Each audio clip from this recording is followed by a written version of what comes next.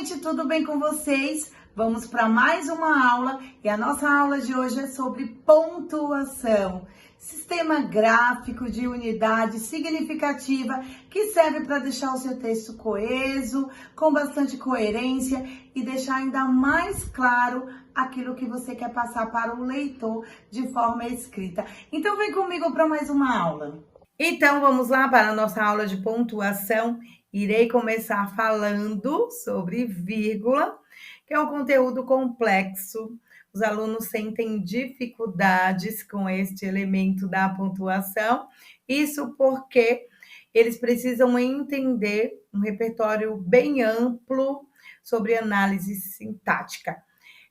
Dividir essa aula em duas partes. Então, essa aula vai ser só sobre vírgula. E a outra aula falarei sobre o restante dos elementos da pontuação, tá bom? Então, vamos lá. Começar falando sobre o primeiro caso de vírgula, que nada mais é do que enumeração, que é um caso muito fácil, né? Não é um caso difícil, vamos começar pelo mais fácil. Como assim, enumeração, gente? Para separar uma enumeração, os termos com a mesma função sintática, a gente coloca o quê? Vírgula. Função sintática, isso. Quando tem vários termos, gente, e esses termos têm a mesma função sintática, você vai colocando a vírgula. Tem uma citação aqui do Machado de Assis, que ele fala o seguinte: achava os homens declamadores grosseiros, cansativos, pesados, frívolos, chulos, triviais. Bonito, né, isso? Machado de Assis. Então, ele usa esses adjetivos para adjetivar quem? Os homens.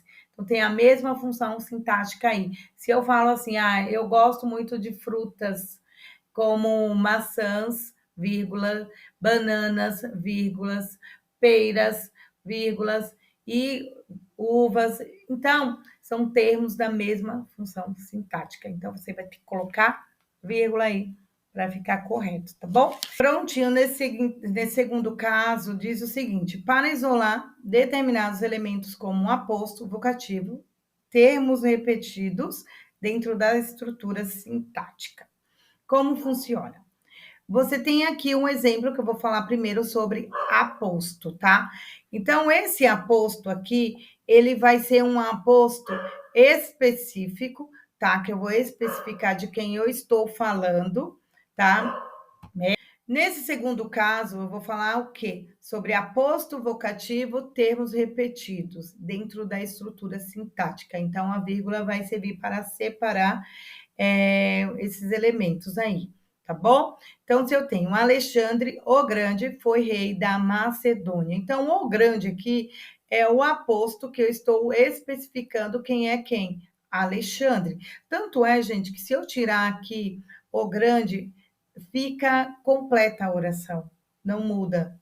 Não, ela continua com sentido, entende?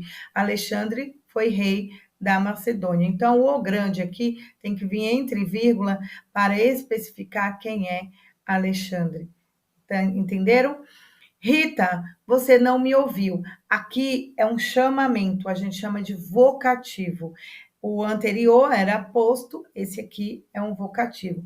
O vocativo, ele serve para chamar dentro da estrutura algo ou um ser, e eu quero lembrá-los que o vocativo é um dos elementos que não tem relação sintática com outros dentro dos termos da oração, tá? Porque nós temos, gente, os termos essenciais, os termos acessórios, os integrantes, mas o vocativo, ele existe por si só. Ele não entra em nenhum desses termos que eu citei, porque ele tem relação apenas com ele mesmo dentro da oração.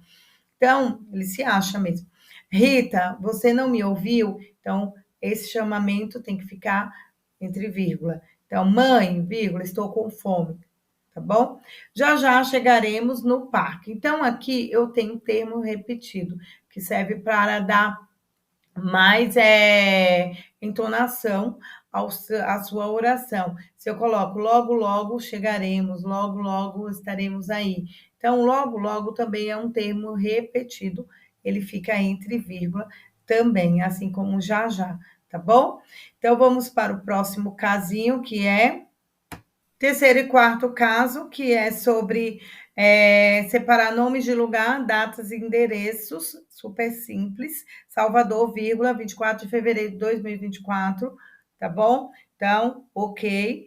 Para indicar a supressão do verbo, que é o zeugma. O zeugma, gente, é uma figura de linguagem aí, uma figura sintática, que nós chamamos de zeugma, ou seja, figura que é, faz com que a nossa estrutura, a gente entenda que há uma supressão do verbo. A gente retira ali o verbo e põe a vírgula, e aí nisso a gente chama de zeugma. Eu coloquei aqui, seguir letras, meu irmão, economia. Você entendeu que dá a ideia que meu irmão seguiu economia, então eu estou suprimindo aí o que? O verbo seguir, a vírgula indica a supressão deste verbo, que é o zeugma, que é essa estrutura sintática, essa figura de linguagem sintática, tá bom? Eu tenho aqui o próximo caso, o quinto e o sexto caso, que é sobre palavras ou expressões explicativa, que é super simples também de utilizar. Então, tenho aqui o exemplo, eu não gostaria de ir à casa dele porque ele me trata mal, e vírgula, além disso, vírgula, não vai poder nos ajudar. Então, além disso, gente, está dando uma ideia de explicação, tá? Se eu coloco, a gente usa muito, ou seja, isto é, para explicar. Então, se eu falo assim, decidi ter mais qualidade de vida, ou seja, isso vem entre vírgula, tá? Vou parar de beber. Então, eu coloquei, ou então eu poderia dizer, decidi ter mais qualidade de vida, vírgula, isto é, vírgula, vou parar de beber. E essa expressão aí é uma expressão explicativa, e tem que estar entre vírgula, ok? Para separar orações coordenadas assindéticas e orações coordenadas sindéticas não ligadas pela conjunção aditiva. Porque as coordenadas assindética não precisa de conjunção. Já a sindética, ela necessita de conjunção, tá? Que é a conjunção aditiva. Aqui está dizendo que a gente separa por vírgula as coordenadas assindética e coordenadas sindética que não vem ligada pela conjunção aditiva e, tá? Vamos dizer assim, que essa conjunção é de soma. Luísa pagou a conta, vírgula, levantou-se, vírgula, dirigiu-se ao estacionamento. Vocês perceberam que se eu coloco aí a conjunção aditiva e no lugar da vírgula, tá? Você vai entender que é uma conjunção sindética, porque eu coloquei o e. Então, Luísa pagou a conta e levantou-se e dirigiu-se ao estacionamento. Sendo assim, se tivesse o e, não precisaria as vírgulas, tá bom? Vamos para o próximo caso. Para orações coordenadas sindéticas, ligada pela conjunção aditiva e quando apresentam sujeitos diferentes, ou seja, em uma oração tem um sujeito e na outra tem outro sujeito, só que diferentes, tá bom? Então, como tem aqui no exemplo, o rapaz nem se preocupou em se explicar. Quem não se preocupou em explicar? O rapaz. Então, temos aqui o sujeito que é o rapaz. E seu pai também não fez questão de saber. Quem é o sujeito da segunda oração? Seu pai. Então, gente, aqui eu tenho dois sujeitos diferentes, por isso que eu tenho esta vírgula aqui antes do e, tá bom? Porque para separar aqui a oração coordenada sindética, que é essa aqui, esse é o pai, porque sindética, porque o e é uma aditiva. Tô dando ideia de soma, tá bom? Só que essa soma tem um sujeito diferente nas orações, tá bom? O próximo é para separar orações subordinadas adjetivas explicativas, tá? Então vamos lá. Como que fica este caso aqui? Machado de Assis, que é autor de Dom Casmurro, tornou-se canonizado. Então, gente, orações subordinadas adjetivas explicativas. Se eu falo assim, primo de Fernando, que vive no exterior, tá? Então, vai voltar para Brasília. Se eu falo primo de Fernando, o qual vive no exterior, estou usando esse exemplo, mas eu vou pôr aqui também. Machado de Assis, o qual é autor de Dom Casmurro, Casmurros, é ótimo. Então, por que está entre vírgula aqui, gente?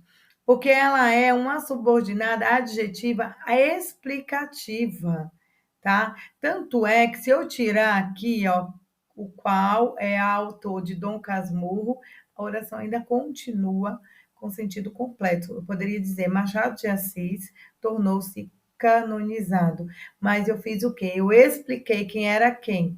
Machado de Assis, que é autor de Dom Casmurro. Belezinha? Deu para entender? Então, quando eu digo dessa forma, por isso que eu falo que você tem que saber sintaxe para entender sobre vírgula e orações coordenadas sindéticas, assindéticas, orações subordinadas, substantivas, adverbiais, adjetivas. Então, você precisa saber. Neste caso, a gente está falando das adjetivas. Elas são divididas em dois grupos, tá? As explicativas e as restritivas, as adjetivas. Então, aqui eu tenho uma adjetiva explicativa.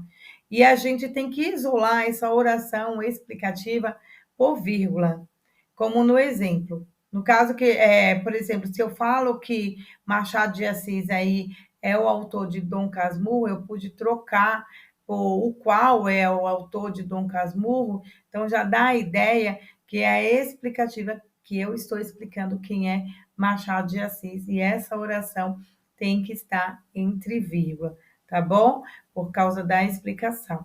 Eu acredito que vocês entenderam. É um pouco complexo, é bom dar uma olhadinha no conteúdo sobre orações coordenadas, sindética, assindética, como eu já havia dito, para clarear mais a mente de vocês, tá bom? Os nossos últimos casos de vírgula, nono e décimo, serve para separar orações subordinadas adverbiais, desenvolvidas ou reduzidas, tá? Elas podem ser adverbiais, desenvolvidas ou reduzidas quando vem antes da principal.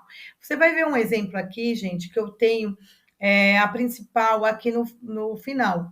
Por quê? Porque ela está de uma ordem indireta, tá bom? Não está na ordem direta, porque a principal está vindo depois, então tem que colocar vírgula. Como recebeu uma boa grana de indenização, vírgula, porque Leonardo pôde refazer a vida. Então, eu coloquei aqui, porque eu tenho aqui uma oração adverbial, olha o como aqui, tá? Dando ideia de advérbio, dando ideia de quê, gente?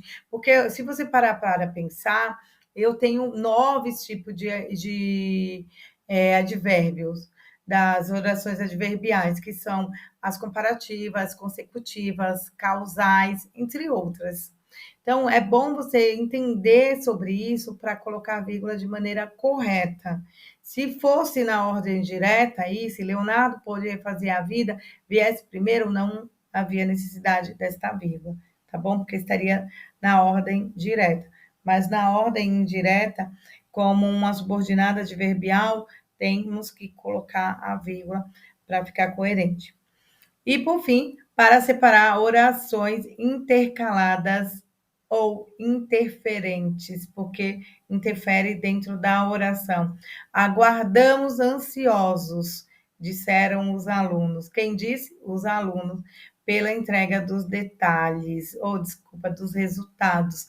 Aguardamos ansiosos, disseram os alunos. Então, os alunos aqui, essa oração aqui, ela interferiu dentro de uma oração que já existia, pela entrega dos resultados. Por isso que está entre vírgula para mostrar para vocês que ela está intercalada, tá bom? Se eu colocasse aguardamos ansiosos pela entrega dos resultados, não havia necessidade da vírgula. Porém, como eu coloquei aí, ela foi interferente dentro e interferiu dentro da oração, entrou sem ninguém chamar, disseram os alunos, então a gente tem que especificar quem disse, por isso vem entre vírgula, tá bom? Então, Essa é a nossa aula sobre vírgula e vamos para a próxima aula falar um pouco sobre o quê? Os outros elementos da pontuação. Ok? Bye, bye. Até a próxima aula, gente.